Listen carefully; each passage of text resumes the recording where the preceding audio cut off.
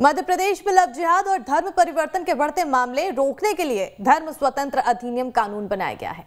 लेकिन ऐसा लगता है कि ये कानून सिर्फ कागज पर ही काम कर रहा है, जमीन पर नहीं, क्योंकि 15 दिन के अंदर ही आरोपियों को जमानत मिल गई तो अब वो पीड़ित महिला को धमका भी रहे हैं।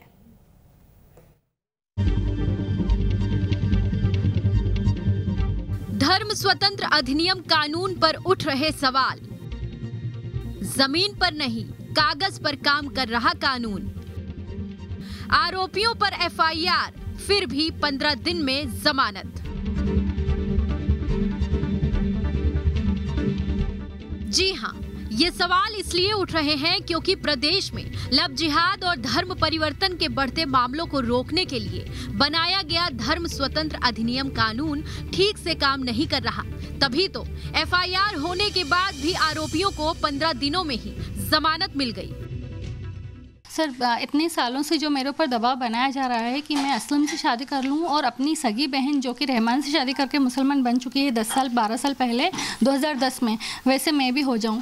लेकिन कोई मेरे पुलिस कोई सपोर्ट नहीं करी थी। फिर मैं गृह मंत्री जी के पास गई, वहाँ से हेल्प ली। इनके ऊपर एफआईआर भी हुई। धर्म स्वतंत्रता अधिनियम के खिलाफ जो धाराएं हैं वो एफआईआर भी हुई, वो जेल भी गए। लेकिन 15 दिन के अंदर इनको जमानत होकर वापस आ गए हैं। अब जब जमानत होकर वापस आ गए हैं, उसके बाद इन लोगों ने मुझे बहुत परेशान किया हुआ है कि मैं केस वापस ले लूं।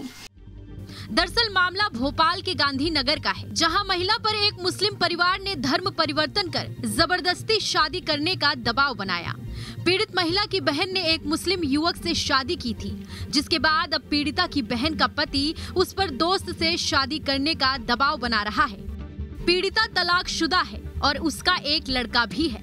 पीड़िता का आरोप है कि पुलिस में शिकायत के बाद भी उसे अभी भी डराया जा रहा है। पूरे मामले को लेकर पीड़ित महिला गृह मंत्री नरोत्तम मिश्रा के पास पहुंची थी, जिसके बाद सरकार एक्शन में आई और 5 आरोपियों पर धर्म स्वतंत्र अधिनियम के तहत मामला दर्ज हुआ। लेकिन 15 दिनों के बाद ही सभी आरोपियों को जमानत मिल गई और सब एक बार फिर से पीड़िता पर केस वापस लेने और शादी करने का दबाव बना रहे हैं। कानून ये कुछ भी काम नहीं कर रहा है। ये सिर्फ धाराएं, ये ऑफिशियली बस धाराएं बन गई हैं और उनको जेल हो गई, जमानत होकर वापस आ गए। अब वही की वही जिंदगी वापस जीना, वही की वही हरकतें, वही छेड़खानी। लेकिन इसके ऊपर कोई भी, जैसे मुझे बताया गया था कि इनको 10 साल की सज़ा मिलेगी और सब कुछ होगा, लेकिन कुछ भी ऐसा नहीं हुआ है। अभी तक मामला कोर्ट में भी नहीं गया है। वहीं इस पूरे मामले में अब पुलिस कार्रवाई करने की बात कह रही है।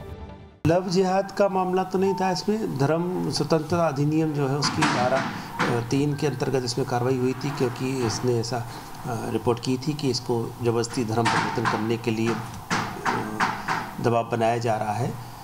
तो और जहाँ तक इसमें जमानत वाली बात है, तो जमानत तो कोर्ट से होती है और कोर्ट से ही निरस्त हो सकती है।